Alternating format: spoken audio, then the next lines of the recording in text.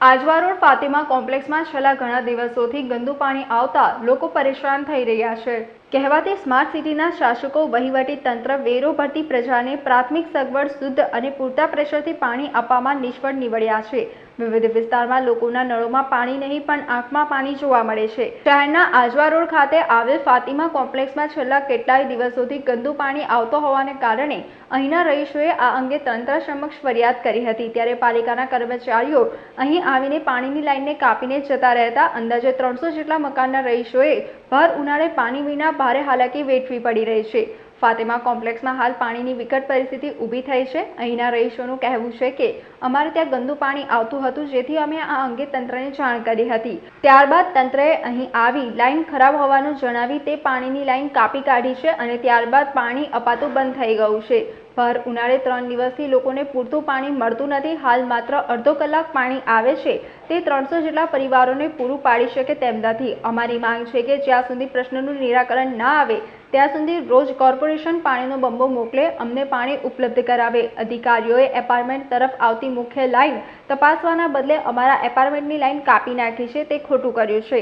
સ્થાનિકોએ પોતાની સમસ્યા મીડિયા સમક્ષ વર્ણવી હતી તો સામાજિક કાર્યકર દ્વારા પણ તંત્ર સામે ઉગ્ર આક્રોશ વ્યક્ત કર્યો હતો।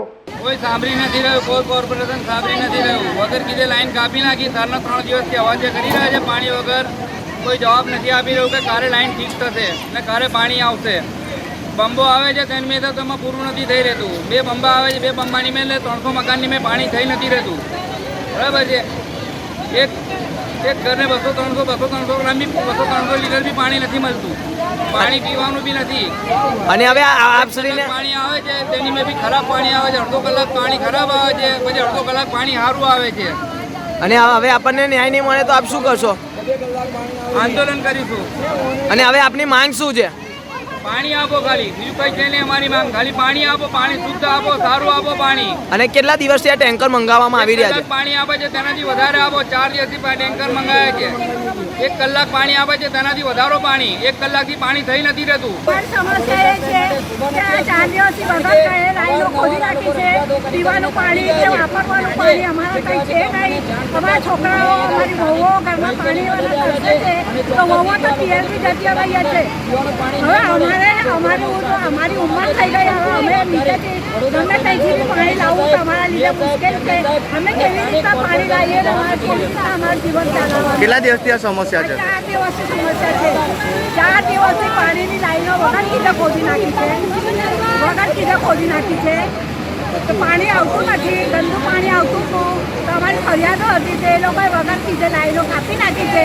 4 દિવસથી અમારે ત્યાં પીવાનું કે વાપરવાનું પાણી આવતું નથી। વડોદરા શહેરમાં આવેલ આજવા રોડ ફાતિમા કોમ્પ્લેક્સની સાથે જે કહેવાય છે કે તમામ રહીશો સાથે અત્યાચાર થતો હોય તેમ લાગી રહ્યું છે। વડોદરા શહેર સંસ્કારી નગરીની અંદર જ્યારે સ્માર્ટ મીટરો નાખવામાં આવતા હોય, સ્માર્ટ નેતાઓ સ્માર્ટ થઈ ગયા હોય ત્યારે ખાસ કરીને આજે તમે જોઈ શકો છો કે રહીશો પાણી માટે વલકા મારી રહ્યા છે।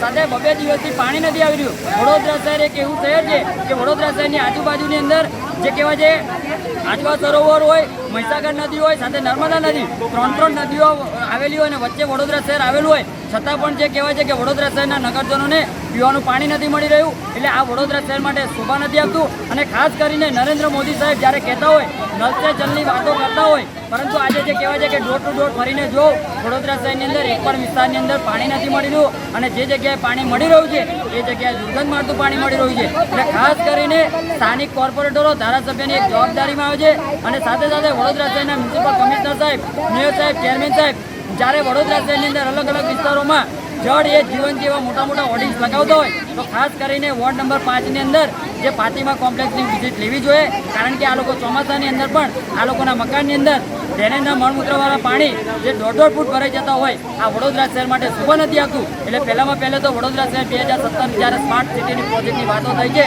ત્યારથી આજ દિન સુધીમાં એક પણ કામ થયા નથી એવો અમારો ખુલ્લો આક્ષેપ છે। અને ખાસ કરીને સ્થાનિક કોર્પોરેટરો, ધારાસભ્યો આ તમામ રહીશોની મુલાકાત લે અને જે પણ સમસ્યા છે તેને હલ કરવામાં આવે, નહીં તો 24 કલાક બાદ આ ઉગ્રમાં ઉગ્ર આંદોલન કરવામાં આવશે। તેની સંપૂર્ણ જવાબદારી જે તે જવાબદાર વ્યક્તિની રહેશે। મેં એવું કહેવા માંગ્યું છે કે આગળ જે કાસ ખોદી 2 મહિનાથી એના અંદરથી જ પાણી લાઈન નીકાળવામાં આવી છે।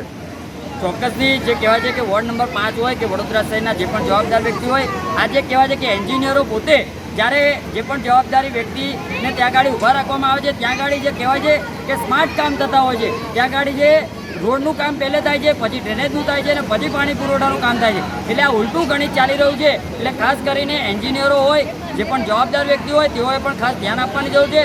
કારણ કે પીવાના શુદ્ધ પાણીની અંદર જ્યારે કહેવાય છે કે ડ્રેનેજના મળમૂત્રવાળા પ્રદૂષિત પાણી આવતા હોય, આ વડોદરા શહેર માટે શોભા નથી આપતું. એટલે ખાસ કરીને આ તમામ જે સુવિધાઓ તાત્કાલિક ધોરણે પૂરું પાડવામાં આવે તેવી અમારી માંગ છે. સમાચારોના સતત અપડેટ મેળવવા માટે લોકમત ન્યૂઝને યુટ્યુબ ઉપર સબસ્ક્રાઇબ કરો, બેલ આઇકોન દબાવો અને અમારી સાથે જોડાયેલ રહો ફેસબુક, ઇન્સ્ટાગ્રામ અને ટ્વિટર ઉપર.